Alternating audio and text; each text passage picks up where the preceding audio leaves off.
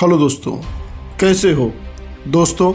इंसान को इंसान बनाने के लिए सबसे ज़रूरी चीज़ है तालीम, शिक्षा, एजुकेशन।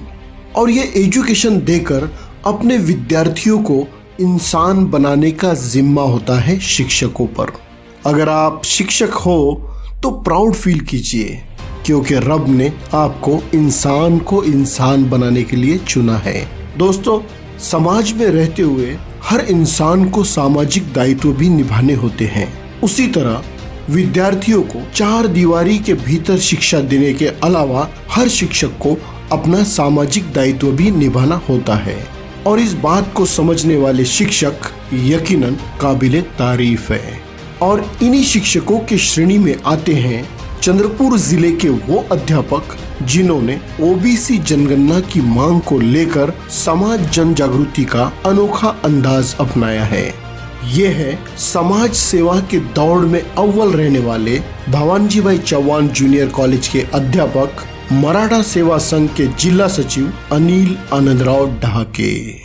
दोस्तों, इस वीडियो में हम ओबीसी जनगणना क्या है और क्यों जरूरी है, इसके फायदे क्या है, ये भी जानने वाले हैं। तो इस वीडियो को आखिर तक जरूर देखें और वीडियो पसंद आए तो ओबीसी जनगणना जन जागृति के लिए इसे ज्यादा से ज्यादा शेयर करें। तो चलिए दोस्तों, शुरू करते हैं। चंद्रपुर जिले के गढ़चांदुर में जन्म लेने वाले अनिल आनंदराव ढाके का बचपन बड़ा ही संघर्षमय रहा। कड़ी मेहनत की सीख उन्हें अपनी ही जिंदगी से मिली। बचपन में अनिल अपने बड़े भाई संदीप के साथ सुबह घर घर जाकर दूध और ब्रेड बेचने का काम करते थे। दिन में ट्यूशन, स्कूल और पढ़ाई में व्यस्त रहते अनिल को समर वेकेशन में भी अपना पढ़ाई का खर्च चलाने के लिए काम करना पड़ता था। बचपन से ही अनिल ढाके समाज सेवा के लिए भी हमेशा आगे रहे हैं। अनिल ढाके ने अपनी स्कूली पढ़ाई सावित्रीबाई फुले जूनियर कॉलेज गढ़चांदुर से पूरी की। शरद पवार सीनियर कॉलेज गढ़चांदुर से उन्होंने अपना ग्रेजुएशन पूरा किया और नागपुर यूनिवर्सिटी से मराठी और पॉलिटिकल साइंस में अपनी पोस्ट ग्रेजुएशन पूरी की। और इस वक्त अनिल ढाके पीएचडी की पढ़ाई कर रहे हैं। 2015 से भवानजी भाई चौहान कॉलेज में नियुक्ति के बाद बीबी, बच्चा और पेमेंट तक खुद को सीमित न रखते हुए उन्होंने अपना समाज कार्य जारी रखा। उनके इस समाज कार्य में उनकी पत्नी स्मिता भी उन्हें मदद करती है। मराठा सेवा संघ के माध्यम से समाज प्रबोधन का काम करने वाले अनिल ढाके को वक्तृत्व स्पर्धा में कई पुरस्कार हासिल है और जन जागृति सभाओं में उन्हें कई बार सम्मानित किया गया है। ओबीसी समाज के लोग ओबीसी जनगणना के फायदों से अनजान है, ये जानकर अनिल ढाके ने एक अनोखे अंदाज में समाज जागृति का फैसला किया। उन्होंने अपनी पत्नी स्मिता के जन्मदिन 16 अक्टूबर से लेकर अपने बेटे सिद्धांत के जन्मदिन 12 नवंबर तक SC/ST की जनगणना की तर्ज पर ओबीसी की जनगणना हो, इस मांग को लेकर पूरे चंद्रपुर जिले में साइकिल यात्रा की शुरुआत की है और लोगों को ओबीसी जनगणना के फायदे बता रहे हैं और सभी से अपील कर रहे हैं कि वो भी इस प्रयास में जुड़ जाए ताकि प्रशासन ओबीसी की जनगणना कराने के लिए राजी हो जाए। दोस्तों, आइए जान लेते हैं ओबीसी जनगणना क्या है और ओबीसी समाज को इस जनगणना से क्या क्या फायदे होने वाले हैं। हर 10 साल में होने वाली जनगणना की शुरुआत पहली बार 1872 में ब्रिटिश वाइसरॉय लॉर्ड मेयो के कार्यकाल में हुई। भारत की पहली संपूर्ण जनगणना 1881 में हुई। अब तक 15 बार की जा चुकी जनगणना इस बार 2021 में कराई जाएगी। भारत में 1931 तक हर जाति की गिनती होती थी, लेकिन बाद में केवल SC और ST की ही आधिकारिक जनगणना हुई। ओबीसी की इस तरह से जनगणना नहीं होती।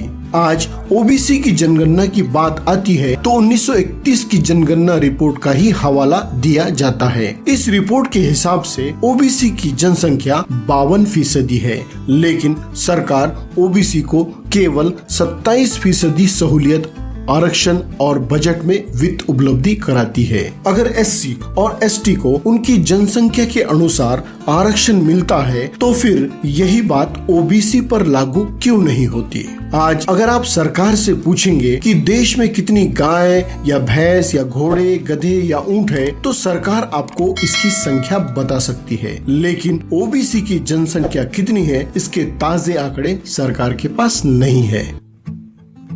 OBC जनगणना के आधार पर OBC की संख्या और उनकी शैक्षणिक और आर्थिक हालत का पता चलेगा। OBC की जितनी प्रतिशत जनसंख्या उतने प्रतिशत आरक्षण लागू होगा, यानी 27% की जगह OBC को 52% आरक्षण मिलेगा। नौकरी में एज रिलैक्सेशन, छात्रों को एजुकेशन फी में सहूलियत, स्कॉलरशिप, हॉस्टल सुविधा, मेडिकल और इंजीनियरिंग कॉलेज में सीटों की बढ़ोतरी, ऐसे अनगिनत फायदे होंगे। वहीं कमजोर पड़ रहे OBC समाज के किसानों को SC ST के किसानों की तरह राहत पैकेज और कई योजनाओं का लाभ भी मिलेगा।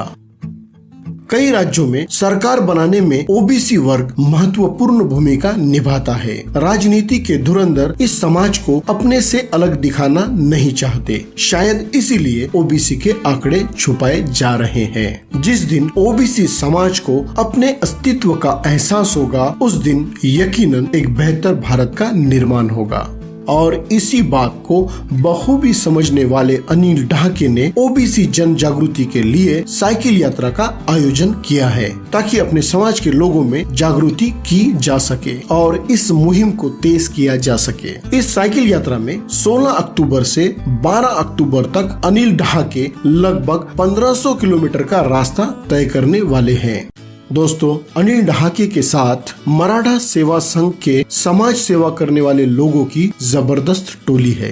ब्लड डोनेशन कैंप, कोविड-19 लॉकडाउन में मदद या छात्रों के लिए अलग अलग स्पर्धाओं का आयोजन हो, ये टोली हर काम में बढ़ चढ़कर हिस्सा लेती है। तो आप भी जुड़ जाइए इनके साथ और अनिल ढाके की इस मुहिम को कामयाब बनाइए।